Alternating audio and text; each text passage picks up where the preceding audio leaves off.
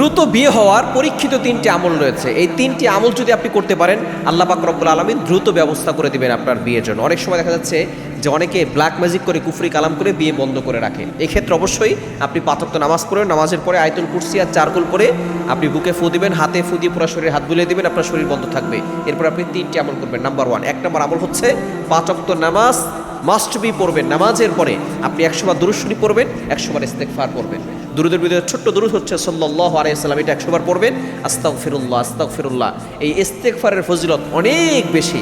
আপনি বিপদে পড়েছেন, কষ্টে পড়েছেন, আপনার বিয়ে হচ্ছে না, বিয়ে বন্ধ হয়ে আছে, আপনি ইস্তেগফারের দুরূদ শরীফের আমল করবেন, দেখবেন আপনার কপাল খুলে যাবে, আল্লাহ তাআলা দ্রুত বিয়ের ব্যবস্থা করবেন। 1 নম্বর আমল হচ্ছে এটা।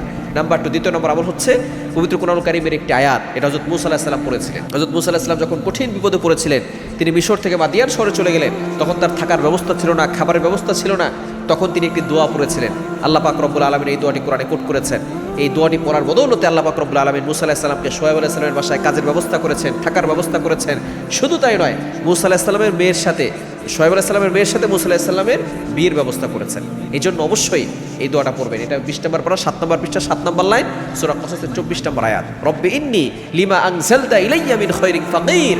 এই ছোট্ট দোয়াটা আপনি পড়বেন, এটা আপনি বেশি বেশি করে পড়ার চেষ্টা করবেন। আর 3 নম্বর হচ্ছে ফজরের নামাজের পরে আপনি ডান হাতটা বাম হাতের উপরে রেখে 3 বার দুরূদ শরীফ পড়বেন। এরপর ইয়া ফাত্তাহু, আল্লাহর গুণবাচক একটি নাম, এটা 111 বার পড়বেন। শেষে আবার 3 বার দুরূদ শরীফ পড়ে বিয়ের জন্য দোয়া করবেন। দেখবেন আল্লাহ তাআলা আপনার বিয়ে সহজ করে দিবেন দ্রুত। ভালো, যদি ছেলের বিয়ে না হয় ভালো পাত্রের ব্যবস্থা করবে, যদি মেয়ের বিয়ে না হয় ভালো পাত্রের ব্যবস্থা করে দেবেন ইনশাআল্লাহ।